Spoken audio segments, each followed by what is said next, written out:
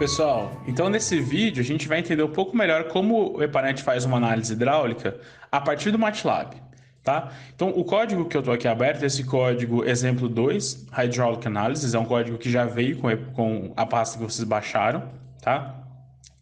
Eu vou focar em duas partes desse código que são muito importantes para nós. Análise hidráulica, efetivamente, e análise hidráulica passo a passo. Por quê? Porque essas são as duas que a gente vai usar com maior frequência nos nossos códigos, ok? Então, primeira coisa quando a gente começa um código em MATLAB, é limpar todo o workspace e fechar todas as abas. Isso garante que nós estamos num espaço limpo, né, para trabalhar. Então, clear é a função que vai limpar todo o workspace e close all vai fechar todas as janelas que estiverem abertas. CLC, ele vai limpar o prompt de comando. Vamos executar uma a uma para vocês verem. Então, clear limpou todo o meu workspace. Close all fechou eventualmente alguma janela que tivesse aberta. E CLC limpa o meu prompt de comando. Então agora nós estamos no ambiente limpo e zero bala para começar o nosso código. A primeira função que a gente chama é esse Start Toolkit. Essa função ela vai carregar todo o Epanet aqui dentro do nosso MATLAB. Então vai inicializar e tomar os caminhos para abrir o Epanet aqui no MATLAB. A segunda é abrir a nossa rede. Para abrir a nossa rede, a gente vai usar essa função que se chama epanet e passar o nome da rede. Tá? Essa função fica atribuída a uma variável. Então, por exemplo, se eu copio e colo essa função aqui, ele vai abrir essa rede net1. A rede net1, vamos abrir aqui no epanet para vocês verem. Olha, a rede net1 está aqui em Networks.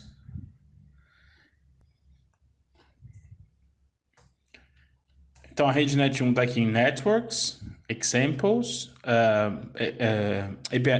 Epanet Examples Networks, Epanet Tests, Network 1. Essa é a rede net1, uma rede bem simples, né? Só para vocês visualizarem. Então nós temos alguns nós, tubulações, tanque, reservatório e bomba. Então, a hora que eu faço isso, abriu aqui essa variável que é do tipo epanet. É exatamente esse wrapper que eu disse para vocês. Tudo está aqui dentro desse epanet. Então, se a gente abrir essa variável, vocês vão ver todas as variáveis que são do nosso modelo, por exemplo, controle de nível, demanda dos nós, status inicial das tubulações, o índice das tubulações. A gente pode ver o nome das tubulações, por exemplo, link, name, ID, ou seja, cada tubulação tem um nome, aqui eu tenho armazenado esses nomes. Posso ter a unidade que está o diâmetro, posso ter o diâmetro dessas tubulações, enfim. Todas as informações que estão no epanet também estão aqui nessa variável, tá? Logo mais, nos próximos vídeos, nós vamos ver como tomar essas variáveis, como alterar. Aqui a gente vai ver só como abrir a rede no nosso ambiente MATLAB e como executar a simulação. As simulações, elas, como vocês já sabem, têm um período de simulação, né? Então a gente poderia simular 24 horas, por exemplo. Então eu posso alterar aqui já no meu MATLAB o tempo de simulação. Para fazer isso, quando eu quero passar uma nova informação para o epanet, eu uso sempre essa função do tipo set. Set é a função que vai passar uma nova informação para o epanet, ou vai modificar uma nova informação para o epanet, ou vai modificar uma informação já existente. Que tipo de informação eu quero passar? Time, Simulation, Duration. Então aqui eu vou passar. E lembrando que isso tem que estar em segundos, né? Por isso que eu multiplico por 3.600. Ele não reconheceu porque eu não coloquei essa variável horas. Então posso copiar aqui essas duas. Então agora eu já sei que o tempo de simulação é 24 horas e eu já passei para o epanet que vão ser 24 horas, tá?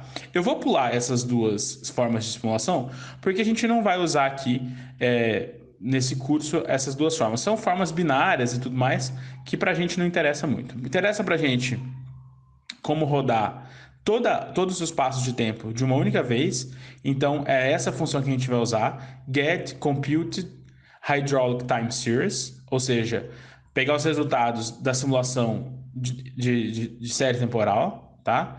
Então se eu copiar e colar essas linhas. O hide res for, onde está armazenado esses resultados, eu vou ver que é do tipo uma structure. Eu tenho as pressões, eu tenho as demandas dos nós, eu tenho vazão nos tubos e uma série de outras informações, tá? Vejam que esse sinal negativo ou positivo tem a ver com a direção do escoamento, né? Se o tubo tem o nó 1 como início, o nó 2 como final, e a vazão vai nessa direção, do 1 para o 2, essa vazão vai ser positiva. Se for no sentido contrário, essa vazão é negativa. Então, por isso que a gente tem esses valores negativos. Então, os resultados ficam armazenados, né, quando a gente faz esse tipo de simulação, usando essa função getComputedHydraulicTimeSeries, os resultados ficam armazenados numa structure. Então, se eu quiser ter acesso à pressão, eu posso vir aqui e escrever o nome da minha variável, ponto pressure, por exemplo. E aí eu vou ter a minha matriz de pressões aqui disponível. Tá? Se eu quisesse visualizar a pressão ao longo do dia, eu poderia escrever plot hide res for ponto pressure, todas as linhas, então 2 pontos, vírgula 1. Significa que eu vou plotar a pressão de todas essas linhas, porque as linhas aqui são os passos de tempo, tá? Da coluna 1, ou seja, do primeiro nó. E aí, a hora que eu faço isso, eu tenho a pressão ao longo do dia. Uma pressão meio doida, mas é a pressão que eu tenho aqui. Vamos ver em um outro nó? Por exemplo, no nó 5. Essa é a variação de pressão ao longo de um dia. Tá bem? Vale a pena a gente falar um pouquinho sobre essa estrutura dos resultados. Normalmente, o EPANET armazena da seguinte forma os resultados aqui no MATLAB. Cada linha é um passo de tempo de simulação e cada coluna é um nó. Os primeiros nós são as pressões ou os parâmetros hidráulicos de nós de junção, os nós de demanda. Os últimos nós de todos são os tanques.